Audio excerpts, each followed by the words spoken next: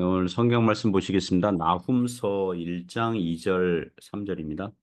여호와는 질투하시며 보복하시는 하나님이시니라. 여호와는 보복하시며 진노하시되 자기를 거스르는 자에게 여호와는 보복하시며 자기를 대적하는 자에게 진노를 품으시며 여호와는 노하기를 더디하시며 권능이 크시며 벌받을 자를 결코 내버려 두지 아니하시느니라. 여호와의 길은 회오리 바람과 광풍에 있고 구름은 그의 발에 티끌이로다. 네, 오늘 죄의 형벌에 대하여 이런 제목으로 하나님의 말씀 증거하겠습니다.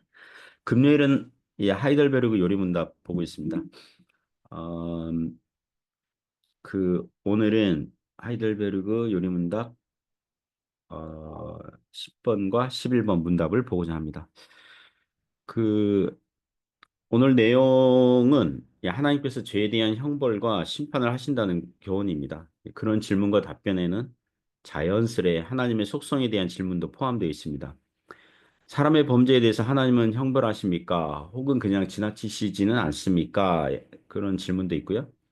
만일 하나님께서 사람의 죄에 대해서 반드시 형벌하신다면 하나님의 속성이 주로 자비하시고 은혜로우신 분이신데 그게 충돌되지 않습니까? 반드시 죄에 대해서 형벌하신다 그러면 하나님의 자비하신 속성과 어울리지 않는 거 아닙니까? 이런 질문과 답변을 오늘 다루게 됩니다. 그러면 우리 하이델베르그 요리문답 10번 문답 보시면 질문이 10번 질문이 이렇죠. 하나님께서는 그러한 불순종과 반역을 형벌하지 않고 지나치시겠습니까? 답이 결코 그렇지 않습니다. 하나님께서는 원죄와 자범죄 모두에 대해 심히 진노하셔서 그 죄들을 이 세상에서 그리고 영원히 의로운 심판으로 형벌하실 것입니다. 하나님께서는 누구든지 율법책에 기록된 대로 모든 일을 항상 행하지 아니하는 자는 저주 아래 있는 자라고 선언하셨습니다.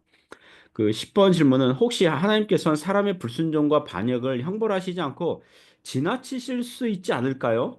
하나님께서 사람의 죄에 대해서 그냥 봐주시는 일이 없습니까? 이런 질문이죠.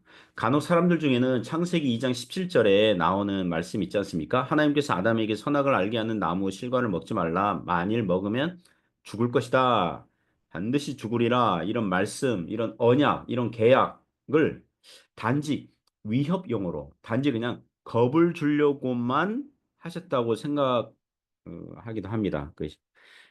11절, 11번 질문에도 이제 나오겠지만 하나님은 자비하시고 은혜가 많으신 분이신데 설마 그렇게 엄숙하고 냉정하게 하셨겠느냐?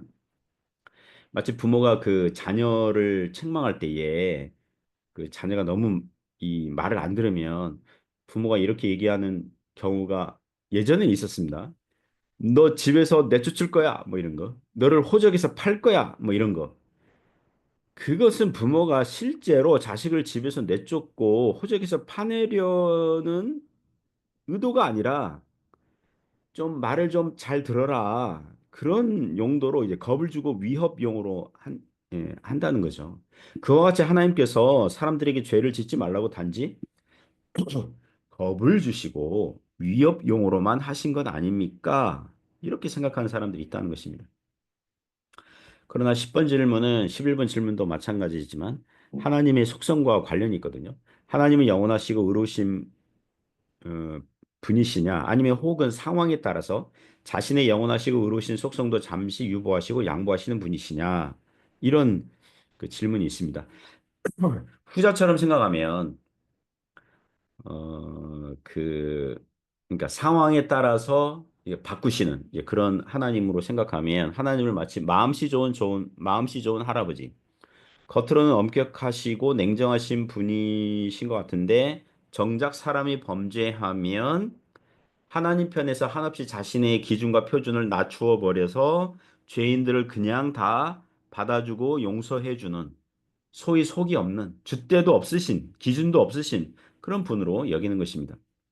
이에 대한 답변이 무엇입니까? 10번 답 첫 그 문장이 아주 단호한 답변이죠. 결코 그렇지 않습니다. 하나님께서는 원죄와 자범죄 모두에 대해 심히 진노하셔서 그 죄들을 이 세상에서 그리고 영원히 의로운 심판으로 형벌하실 것입니다. 먼저 이 답변을 보면 이 문장에서 원죄는 아담의 범죄로 말미암아 그 후손들도 다른 모든 인류도 받게 된 죄책을 말하는 것입니다. 종종 원죄랑 그 사람의 첫 번째 범죄랑 헷갈리는 분들이 많은데요. 아담의 범죄는 사람의 첫 범죄예요. 예. 아담의 범죄는 사람의 첫 범죄라고 하는 거고요. 원죄는 아담의 범죄로 말미암아 전체 인류가 처하게 된 죄책과 비참함, 아담의 첫 범죄로 말미암아 발생한 비참한 결과, 그거를 원죄라고 하는 것입니다. 그러니까 아담의 범죄로 말미암아 전 인류는 동반 죄인이 되었고 노예 자식도 노예잖아요. 하나님의 지옥 형벌 판결을 받은 채로 태어나게 된 것을 원죄라고 합니다. 원죄를 가지고 태어난 인간은 즉 본성이 죄로 오염된 채로 태어났으니 지옥 형벌 판결을 받은 죄인으로 태어났기 때문에 사람은 그렇게 태어나고 살면서 또 자기 자신이 스스로 죄를 짓게 되니 그것을 자범죄라고 합니다. 그걸 영어로 actual sin, 또 실제 죄 이렇게도 얘기합니다.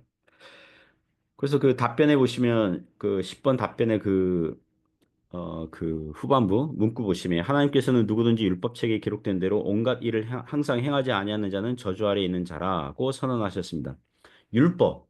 율법이 무엇입니까? 율법은 하나님께서 사람에게 요구하시는 명령과 요구들, 그래, 그 집합체, 그게 율법이잖아요. 그걸 허투루 주신 게 아니에요. 사람이라면 이렇게 살아야 된다. 하나님 사랑하고 이웃 사랑하며 사는 게 인간의 본분이고 사명이다. 라고 해서 주신 법 조항들이 율법이에요. 만일 율법에 기록된 명령과 요구들을 지키지 아니한다면 사람이 순종하지 아니하면 무엇입니까? 저주 아래 있다. 저주 아래 있다. 하나님의 형벌을 받게 되어 있다는 것입니다. 창세기 2장 17절에서 하나님께서 첫사람 아담에게 에덴 동산 중앙에 있는 선악을 알게 하는 나무의 열매를 먹지 말라고 그 주신 그 율법을 시작해서 성경에 보면 그 이후에도 여러 율법들 주시잖아요. 모두 다 사람들을 위한 것입니다. 그 율법의 정신과 교훈들을 보면 사람 창조 목적이 있는 거거든요, 거기. 사람이 자기 선을 지키고, 그죠? 하나님 자리 넘보지 말고, 하나님 아래서 순종해야 되고, 맡겨진 사명을 감당하고, 하나님 사랑하고, 이웃 사랑하고, 이게 인간 존재의 목적이고, 하나님의 영광을 위해서 사는 거예요. 그런데 사람이 하나님께 불순종하고 반역을 하였으니, 인간 창조 목적에서 벗어났잖아요. 타락했잖아요. 그, 휴대폰 만드는 그런 그 회사들 있지 않습니까? 휴대폰 만들었는데 불량품이에요. 그럼 어떡하죠? 파기하거든요. 불량품 파기하잖아요. 이렇게 수리가 불가능한 것, 이게 파기하잖아요. 그런데 그러니 하나님께서 범죄한 인간을 형벌하시지 않고 그냥 지나치실 수 없으신 것입니다. 작년 연말에 한국의 윤 대통령이 자신의 정치적인 열세를 극복하고자 친히 쿠데타로 뒤집어 보려고 준 전시 상황도 아닌데 계엄을 선포했고 그 계엄을 국회가 이제 그러니까 반대를 했고 이후에 대통령은 헌재 재판했고 아마도 곧 이제 헌재 최종 판결 앞두고 있죠. 한 나라의 법도 아무리 최고 권력자 대통령이라도 그 위법과 불법에 대해서 처벌하지 않고 그냥 지나칠 수는 없는 거예요. 탄핵 그 찬반으로 국민들의 여론이 뭐 이렇게 나뉘어졌어도 법은 공정하게 판결을 하게 돼 있어요. 인간 사회의 법도 그런데 하나님의 율법도 단지 경고용이 아니에요. 사람이 범죄했고 하나님께 불순종했고 마귀 편에 붙어서 반역을 시도했다면 쿠데타를 시도했다면 인간이 하나님께 쿠데타 시도한 거거든요. 너도 하나님처럼 될 거야. 마귀가 그랬잖아요. 그래서 사람에게 그 열매를 따보고 하나님처럼 될까 봐 하나님이 그거 먹지 말라고 한 거야. 쿠데타 일으킨 거거든요. 그에 대해 마땅히 하나님의 처벌, 형벌을 받아야 하는 것입니다. 그래서 10번 답변에서 하나님께서 진노하셔서 그 죄들을 이 세상에서 그리고 영원히 의로운 심판으로 형벌하신다.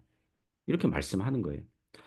이 부분에서 이 요리문답을 만든 그 자카리우스 우르시누스 해설집을 보니까 이 세상에서 하시는 하나님의 형벌과 영원히 그 하시는 형벌에 대해서 자세하게 그 설명하는 걸 봤습니다. 이 세상에서 그리고 이 땅에서는 죄인들이 제대로 형벌을 받지 않을 수 있다고 지적합니다.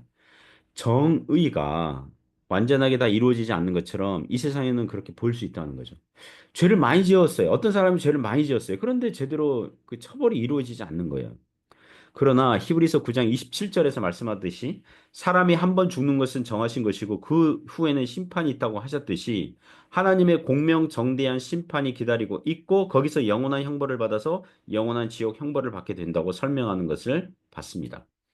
제가 그 책을 보면서 약 450년 전에 기록한 해설집인데도 신앙 안에서는 동일한 정신과 교훈을 봅니다. 그런 면에서 오늘날 복음전도 현장에서 그리고 교회의 설교 강단에서 충분히 사람의 죄와 그 비참함에 대해서 설명하고 전하고 가르쳐야 예수 그리스도 안에 있는 하나님의 구원이 얼마나 감사한지를 배우게 되는 줄 믿습니다.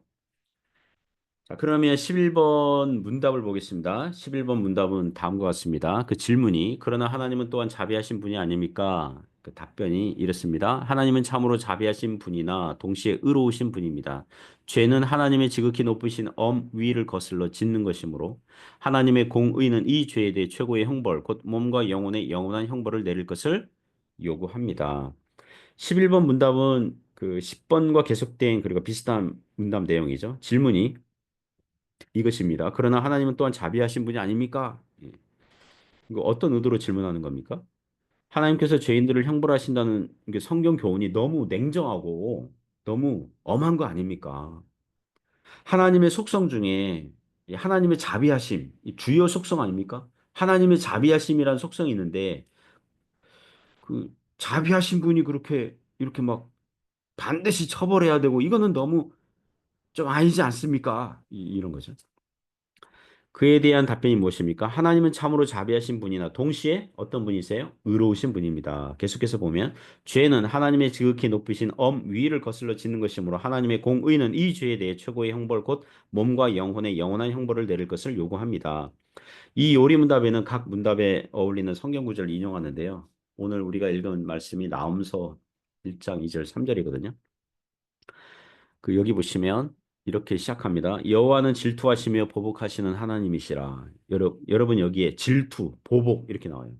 성경에 질투도 나오고 보복 이게 나오면 하나님은 굉장히 그 화가 많으시구나. 속이 아주 좁은 신이시구나. 어디로 튈지 모르는 분노가 많으신 분이구나. 이렇게 오해하면 안 돼요. 하나님 당신께서 하나님의 법과 뜻과 계명을 불순종하는 죄인들을 향한 그 의로우신 분노의 표출, 그 표현이 질투와 보복이에요.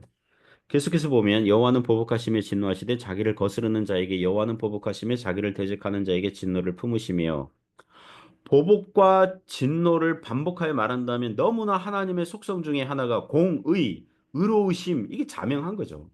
3절에 보면 여호와는 노하기를 더디하시며 노하기를 더디하신다. 이것은 무엇이냐면 죄인들이 회개하여 돌아오기를 기다리신다는 뜻이죠. 그러니까 앞선 구절에서 질투와 보복, 진노만 있으신 게 아니라 자비하시고 은혜로우시기도 동시에 알려주신 겁니다.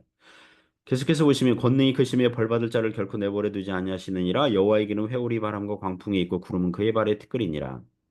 이 구절에서 회오리 바람과 광풍은 하나님의 진노하심을 상징하는 표현이거든요. 폭풍, 뭐 광풍, 태풍 막 쓰나미 뭐 그런 게 있잖아요. 동물이나 자연이나 피할 수 없는 것처럼. 구름은 그의 발에 티끌이라. 구름은 사람이 도달할 수 없는 높은 위치거든요. 물론 비행기 타면 뭐, 뭐 이게 가지만 그 구름마저도 하나님의 발에 티끌이라면 하나님의 진노하심을 사람은 피할 수 없다는 것입니다. 하나님의 자비와 공의, 하나님의 은혜와 진노하심이 만나는 가장 극적이고 절정인 장소 어디입니까? 예수 그리스도의 십자가인 줄 믿습니다. 하나님은 노하기를 더디하시며 은혜로우시고 자비하셔서 죄인들을 용서하시기를 원하시는데 죄에 대해서는 반드시 공의로우셔서 진노하시고 보복하시고 심판하셔야 하셨기에 죄가 없으신 예수님을 희생 제물로 대속 제물로 예수님을 죄인들을 대신하여 벌하신 것입니다. 더 정확히 얘기하면 믿는 자들을 위해서 하나님께서 구원하시고자 정하신 믿는 자들을 위해서 그러므로 사랑하는 성도 여러분 오늘도 우리를 대속하신 속죄하신 우리 주님 예수 그리스도를 더 알아가고 감사하고 찬양하는 복된 하루가 되시기를 주님의 이름으로 축복합니다. 기도하겠습니다. 하나님 아버지 감사합니다. 하나님은 노하기를 더디하시며 은혜로우시며 자비하신 동시에 죄에 대해서는 반드시 처벌을 하시기에 죄 없으신 예수 그리스도를 우리를 대신하여 처벌하시고 우리를 대신 살려주신 줄 믿습니다. 그 은혜에 감사하여 하나님의 말씀을 따라서 믿음으로 살아가도록 붙잡아 주옵소서. 오늘도 하나님 바라보는 저희들 되게 하여 주옵소서. 예수님 이름으로 기도드립니다. 아멘.